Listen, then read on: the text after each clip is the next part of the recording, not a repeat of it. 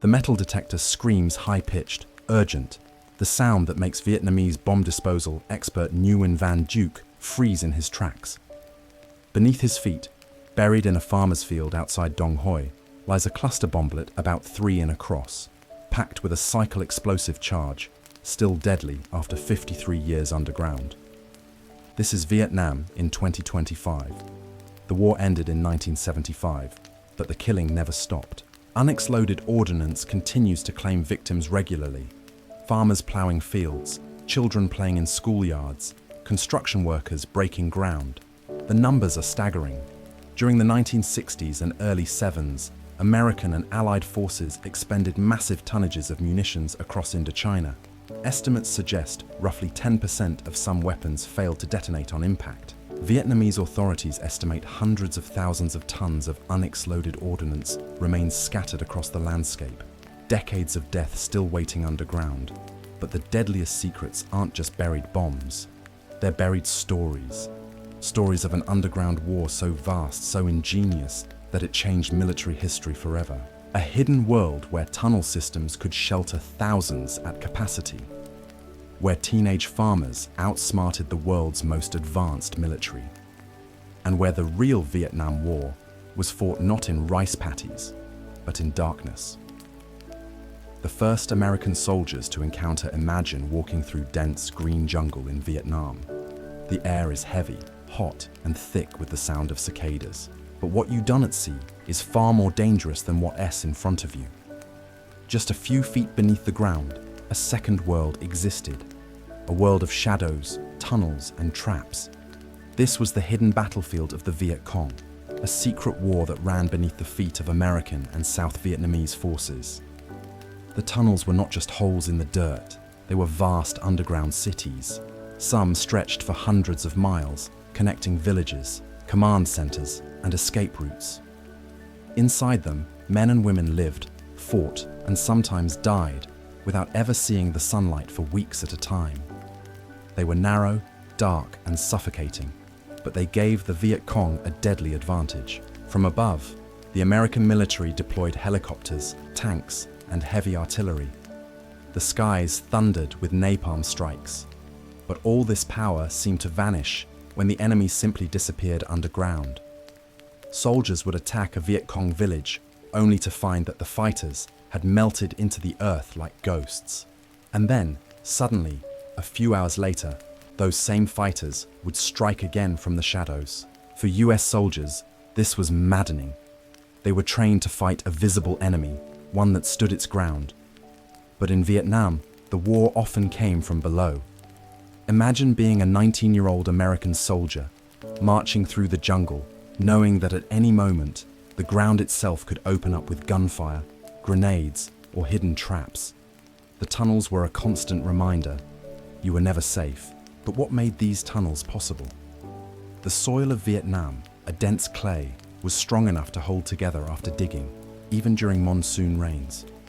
Using nothing but shovels, picks, and baskets, the Viet Cong carved out chambers for sleeping, kitchens with smokeless chimneys, and even makeshift hospitals underground. Some tunnels were so complex they had multiple levels, with trapdoors that sealed tight, making them invisible to the untrained eye.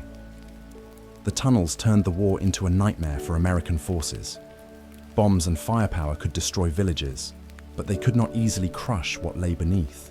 The Viet Cong could move secretly, launch ambushes, and vanish without a trace. It wasn't just clever strategy, it was survival. For them, the underground world was the only way to resist one of the most powerful armies on Earth. But what happened next would change everything. As the war dragged on, US soldiers began to face the terrifying task of going underground themselves, hunting the Viet Cong in their own dark world. And what they discovered down there was unlike anything they had trained for. Life underground, survival in the dark. The tunnels were more than just a military strategy. They were a way of life. Imagine spending weeks underground, crouched in cramped passageways no wider than your shoulders.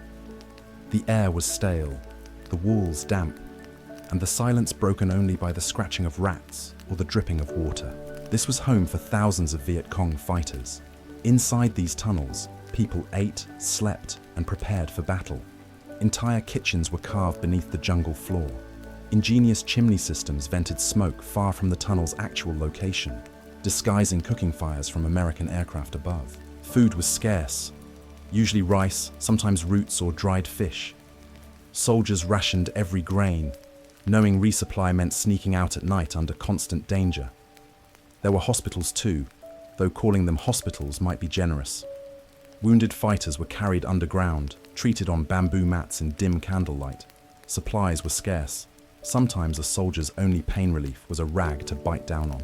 The tunnels reeked of medicine, blood, and sweat, yet they kept the fighters alive long enough to keep resisting. But the tunnels weren't safe havens. They were riddled with danger. Snakes and scorpions slithered inside. Water sometimes flooded the passageways, trapping anyone unlucky enough to be caught in the lower levels. And then there were the traps, not for the Viet Cong, but for invaders. False doors, dead-end passages, and hidden pits with sharpened bamboo spikes turned the tunnels into lethal mazes for any soldier who dared to enter. Despite the harshness, morale thrived underground. Songs, whispers of encouragement, and secret briefings kept spirits alive. Fighters believed the tunnels gave them a kind of invisibility cloak against the world's most advanced military. Above ground, American firepower could scorch entire forests. Below, the Viet Cong remained untouched. Still, the psychological toll was immense. Imagine lying in total darkness, listening to bombs thunder above, unsure if the next explosion would collapse the earth around you. Imagine sleeping beside fellow fighters, knowing disease spread easily in the damp air. Claustrophobia, hunger, and exhaustion were constant enemies. Yet for many, surrender was not an option. The tunnels weren't just a weapon, they were survival itself. But for the Americans, patience was running out. They couldn't let the enemy hide forever. To defeat the tunnels, they needed men willing to descend into the darkness, face the traps, and fight in hand-to-hand combat in conditions no training could prepare them for. These men would soon earn a chilling nickname, tunnel rats. And once the Americans went underground, the war entered its most terrifying phase, America's hunt for shadows. By the mid-1960s, American commanders knew the tunnels had to be destroyed, or the war could never be won. But how do you fight an enemy who lives beneath your feet? Bombs, artillery, and even napalm had little effect on the maze below. The only answer was terrifyingly simple: send men down into the tunnels. These men were called tunnel rats. Young, wiry, often volunteers, or sometimes simply chosen because of their small build. They carried pistols, flashlights, and sheer nerves. Imagine being told to crawl into a hole barely wide enough for your shoulders, knowing the enemy might be waiting just a few feet ahead. Every tunnel was a gamble with death. Inside, the air was hot and suffocating. The flashlight beams cut through darkness, revealing dirt walls, wooden supports, and sometimes nothing at all. Silence could be worse than noise. A rat scurrying in the corner could sound like footsteps. A drop of water could make a soldier flinch, his finger tightening on the trigger. One wrong move meant death, not just from bullets, but from traps carefully set to kill intruders. The Viet Cong turned the tunnels into labyrinths of terror. Tripwires triggered grenades. Trapdoors led to pits filled with sharpened bamboo spikes. Some tunnels ended in dead ends designed to confuse Americans, while others looped back into ambush points. For tunnel rats, the fear wasn't just what they could see, it was what they couldn't. Any shadow, any creak, could be the last thing they heard. Yet some tunnel rats grew skilled in this underground nightmare. They mapped out networks, captured vital documents, and destroyed supply caches. Sometimes they uncovered hidden arsenals of rifles and explosives. Other times, they discovered chambers with kitchens still warm, proof that the Viet Cong had slipped away only moments before. Above ground, engineers tried new methods to fight the tunnels. They pumped in tear gas, flooded sections with water, and even unleashed explosives. But no matter how many tunnels they destroyed, more seemed to appear. It was like battling an underground hydra. Cut off one head, and another grew back. For the soldiers, the psychological strain was immense. Imagine patrolling a jungle trail, wondering if every step hid a concealed entrance. Imagine fighting an enemy you could almost never see.